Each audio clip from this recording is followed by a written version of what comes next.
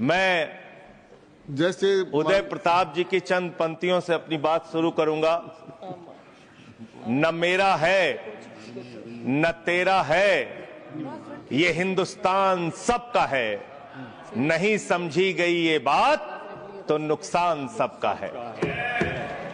न तेरा है न मेरा है, ये हिंदुस्तान सबका है।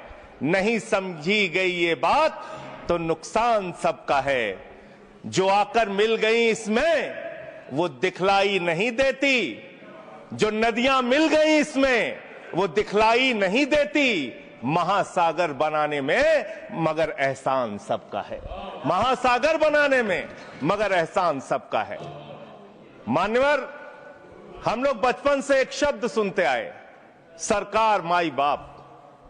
सरकार माई बाप यानी कि जो सरकार होती है वो लोगों की माई बाप होती है, मां की तरह ख्याल रखती है, पिता की तरह ख्याल रखती है।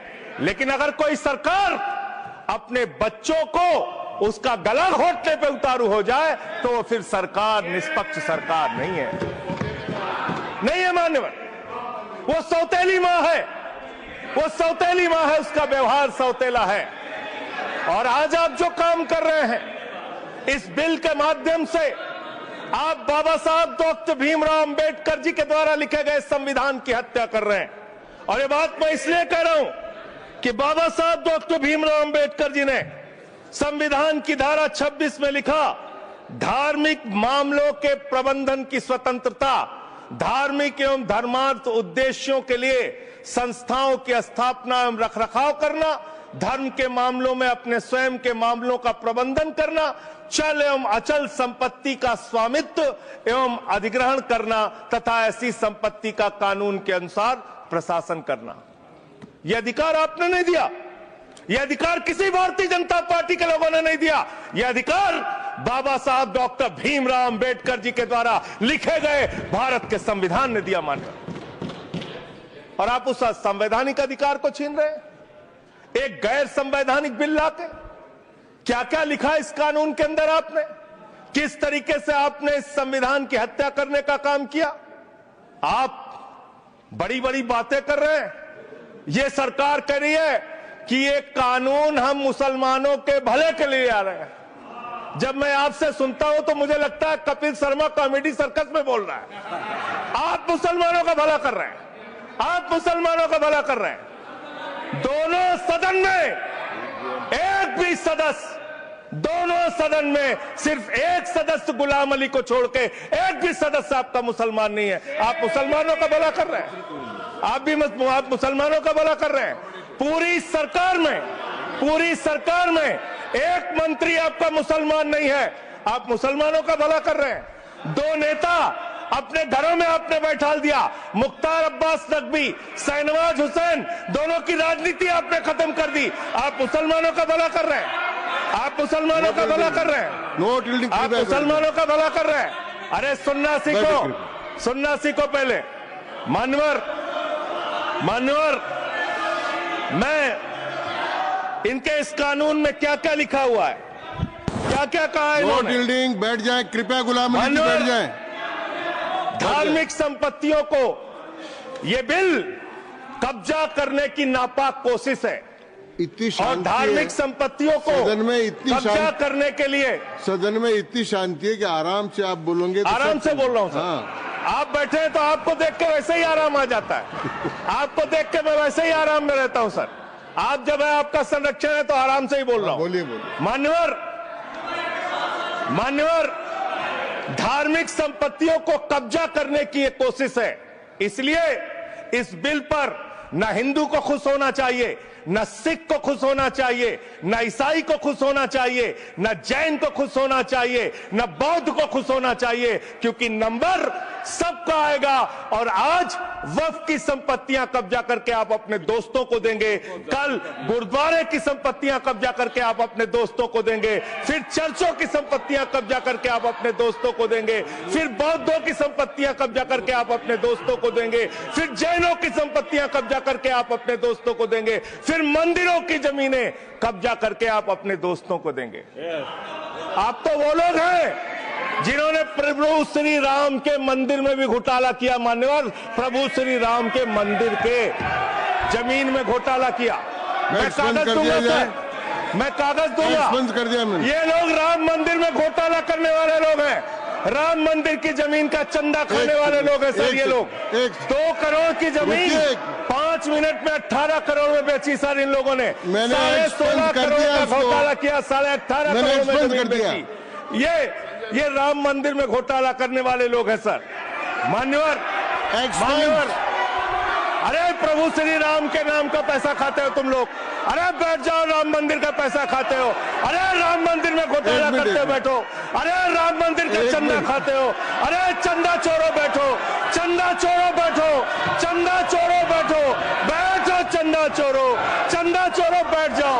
चंदा चोर हो तुम लोग चंदा चोर हो, चंदा चोर हो तुम लोग, चंदा चोर हो, चंदा चोर हो, चंदा चोरो बैठो। 1 मिनट को प्लीज। चंदा चोरो बैठो। सभापति महोदय, Shri Gajendra Singh ji. Sir I am not dealing sir, I am not dealing. सदस्य ने चंदा चोरी किया इन्होंने, राम का पैसा खाया, करने वाले प्रभु श्री राम का पैसा खाया सर इन्होंने। राम मंदिर का विषय, राम मंदिर में चंदा चोरी किया इन्होंने। चंदा चोर है सर ये लोग। इन्होंने प्रभु श्री राम का चंदा खाया, कृपया बैठ जाए। चंदा चोरी किया सर। कृपया बैठ जाए। राम मंदिर के संबंध में सर राम मंदिर के संबंध में कहे गए सभी शब्दों को मैं कार्रवाई से निकाल रहा हूं, कार्रवाई से निकाल दिए। 2 करोड़ की जमीन 18.5 करोड़ में खरीदी इन लोगों ने।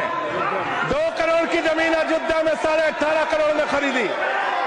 मान्यवर, कृपया मान्यवर, मेरा टाइम बचाया जाए सर। मान्यवर, टाइम पॉज कीजिए सर, टाइम पॉज कीजिए, बैठाइए इनको। Point of order, allow sir. I am not dealing sir. Point of order, Bhupendra Yadav please sit down.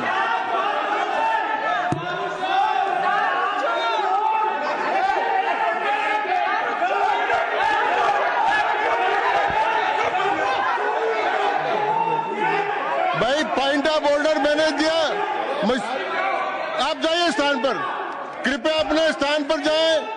मैंने व्यवस्था का प्रश्न उठाने का मौका दिया भूपेंद्र जी यादव को। आप सब लोग अपने स्थान पर जाएं, कृपया अपने स्थान पर चले जाएं, कृपया अपने स्थान पर जाएं, सबको चोर बना, कृपया बैठे। मैंने भूपेंद्र जी, कृपया बैठ जाए, कृपया। श्री भूपेंद्र यादव सर, मैं पहले Bhupendra ji, yes sir, Bhupendra Yadav sir, Madan ji Rathore कृपया बैठ जाएं। सर ये कृपया, मैंने भूपेंद्र जी यादव को व्यवस्था का प्रश्न उठाने की अनुमति दी है, लेकिन मैं पहले बता दूं कि राम मंदिर के बारे में जो कुछ इनको कहा मैंने उसको एक्सपेंस कर दिया है, वो कार्रवाई का हिस्सा नहीं है। आप बोलिए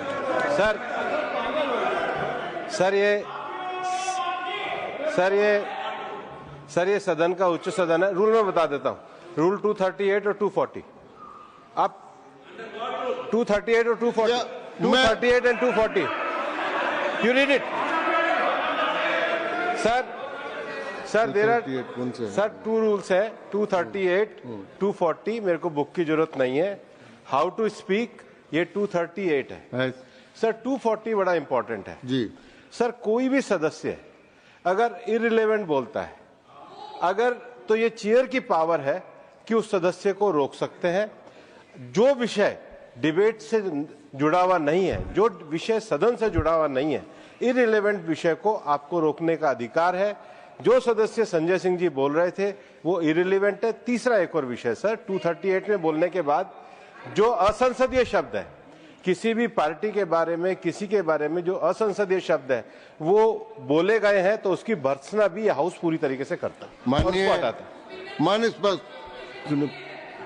Tiruchi Shiva, Sir, I also stand on the. please, I am allowing Mr. Tiruchi Shiva. I also stand on the same rule, sir. 238 and 240.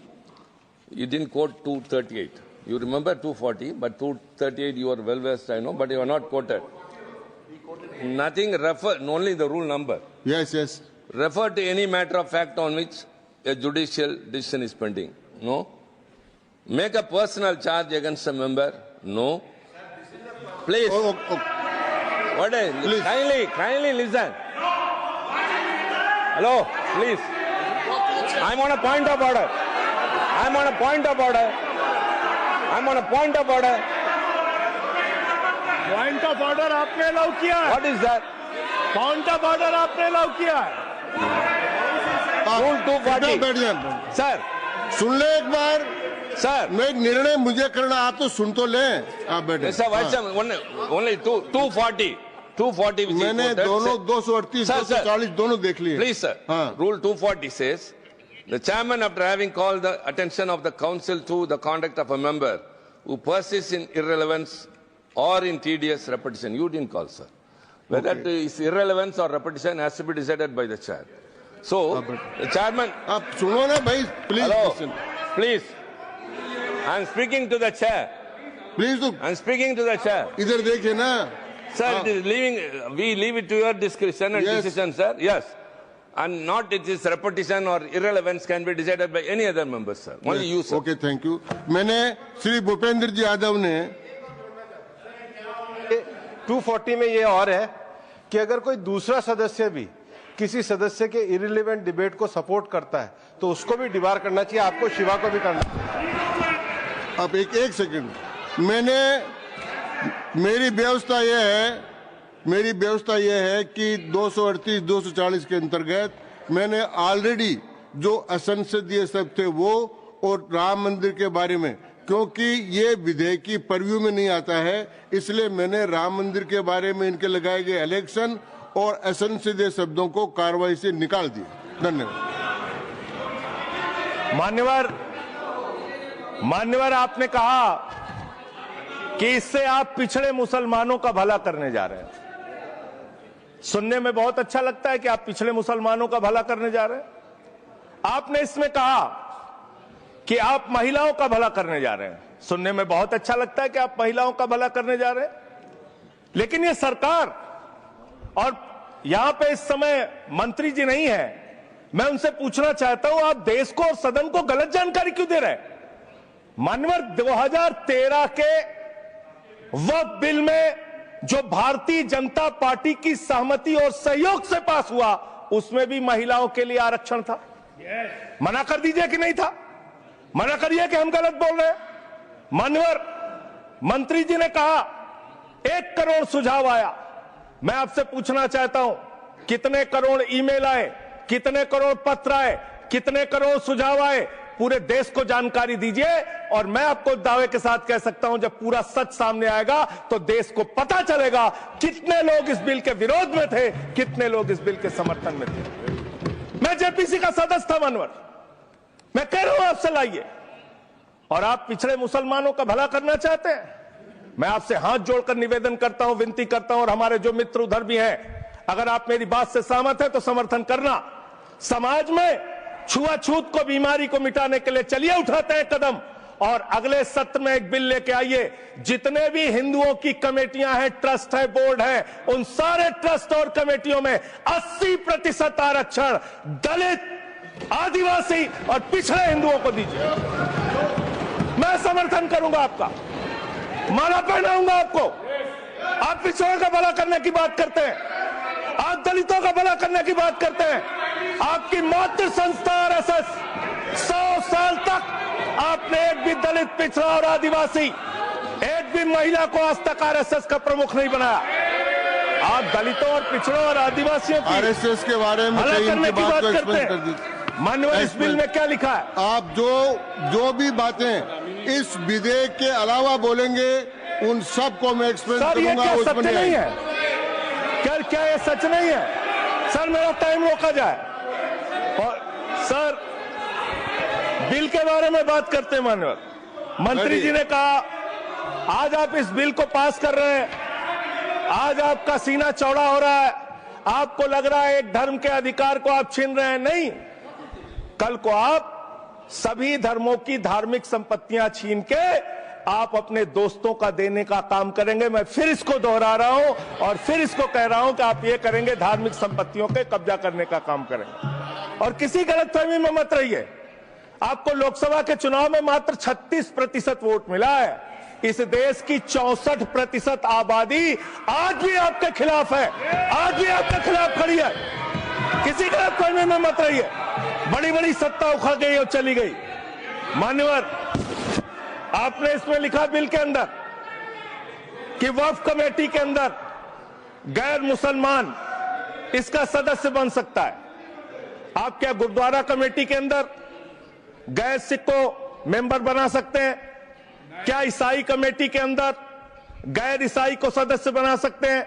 क्या बौद्धों की कमेटी के अंदर गैर बौद्ध को, क्या जैनों की कमेटी के अंदर गैर जैन को आप मेंबर बना सकते हैं? और इतना ही नहीं, क्या आप हिंदुओं के ट्रस्ट में, मंदिर के ट्रस्ट में आप क्या गैर हिंदू को मेंबर बना सकते हैं? नहीं बना सकते, नहीं बना सकते।